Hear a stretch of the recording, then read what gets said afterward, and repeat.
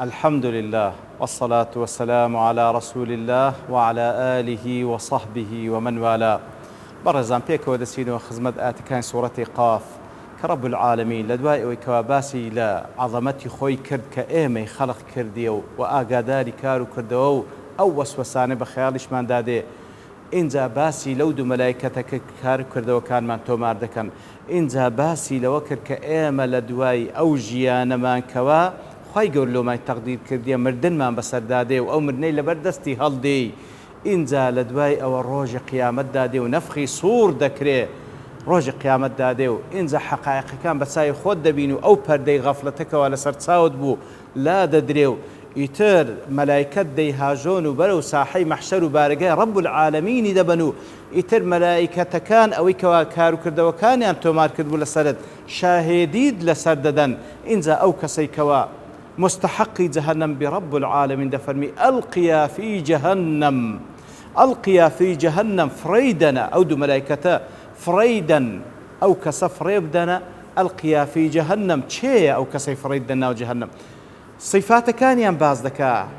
تماشاب كين صفات أهل جهنم كوا خواي قور فرمان دكا فريدنا وجهنم تشي كل كفار عنيد هر كسي تشي زور كافر كافرە بەرامبەر بە دینی خوا کافرە بەرامبەر بە ناز و نعمەتەکانی خوا شکرانە ناکا ئەو کەسەی کەوا کافرە ئامادە نییە جۆرایلی فەرمانەکان ڕەب العالەمین بکاو جۆرایلی فەرمانەکانی پێغەمبەری خوا بکا صلی الله علیه وسلم ئەو کەسە فڕێ بدەنە ناو جەهەنەم کەوا عنیدە كل كفار عنيد معاندە دەکا لەگەڵ حەق لەگەڵ ئاەتەکانی خوا سبحانه وتعالى خوای گەورە دەفەرمێ وا بکە وا ناکە خوای گەورە دەفەرمێ خۆت لە فڵانەشت بپارێزە خۆی لێ ناپارێزی كل كفار عنيد مناع للخير ئەو کەسەی کەوا مانعی خەیرە و زۆر مانعی خەیرە نە لە بۆ خۆی خەیری دەوێ نە ڕێگای هیدایەت لە خۆی هەڵدەبژێری و نە لە بۆ خەڵکیش دەوێ منعی خەیر دەکا لە بۆ خەڵکیش کەواتە نە لە بۆ خۆی خەیری دەوێ نە لە بۆ خەڵکیش مناع للخەیری معتدی مریب معتدیە تەجاوز دەکا سنوور دەبەزێنی سنووری خوا دەبەزێنی سنووری بەشەرەکان دەبەزێنی تەعەدا لە خەڵکی دەکا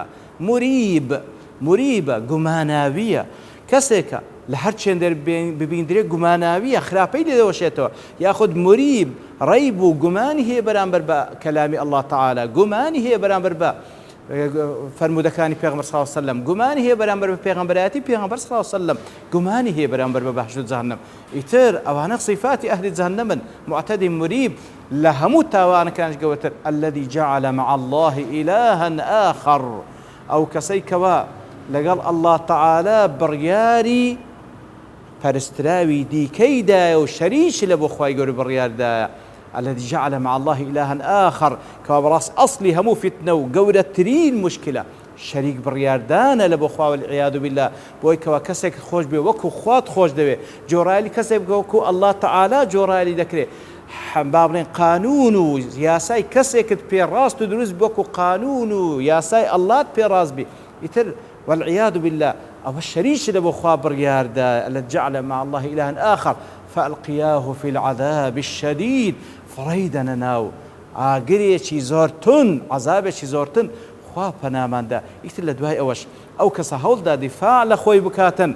دیفاع لە خۆی بکاو وەکەئەنەما ئیتهام مەلایکەتەکان دەکە لێی خوای قال لا تختصموا لدي اختصام مەکەن و لە پێش لەبەردەستی من لەگەڵ یەکتری مناقەشە مەکەن هیچ کەسێک زوڵمی لێت نەکردیە وقد قدمت إليكم بالوعيد دەی لە پێشەوە لەسەر زمانی پێغەمبەرە ئەو ڕۆژە لەو ڕۆژە ئاگادارتانم کردبووە ما يبدل القول لدي ئەوەی کەوا فەرموو بووم ئەوەی کەوا بڕیارم لەسەردا بوو ناگۆڕێ ما يبدل القول لدي وما أنا بظلام للعبيد وظلمش لە هیچ یەک لە بەندەکانم ناکەم يوم نقول لجهنم هل امتلأت وتقول هل من مزيد و ئەو ڕۆژێکەوە بە جەهەنەم دەگوترێ هەر کافری دەخسترێتە ناوی و هەر کەسی خراپەکار دەخسترێتە ناوی و هەر پڕ نابیتەوە هەر دەڵێ هەل من مەزید هێشتا زیاتر و زیاتر لەبەر ئەوەی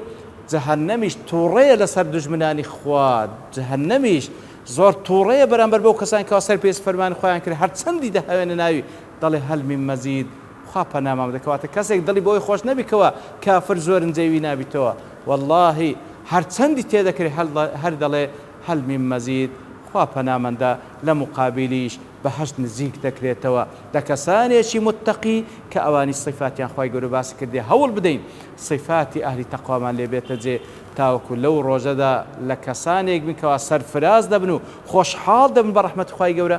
والعیاذ بالله خۆمان پارێز لە کار و کردەوەی ئەهلی جەهەنەم تاوەکو لەو ڕۆژەدا شەرمەزار نەبین لە بارگای رب العالمین تاوەکو مەسیر و چارە نووسمان بەو ڕۆژە ڕەشە نەگا يا رب العالمين وصلى الله وسلم على نبينا محمد وعلى آله وصحبه أجمعين وآخر دعوانا أن الحمد لله رب العالمين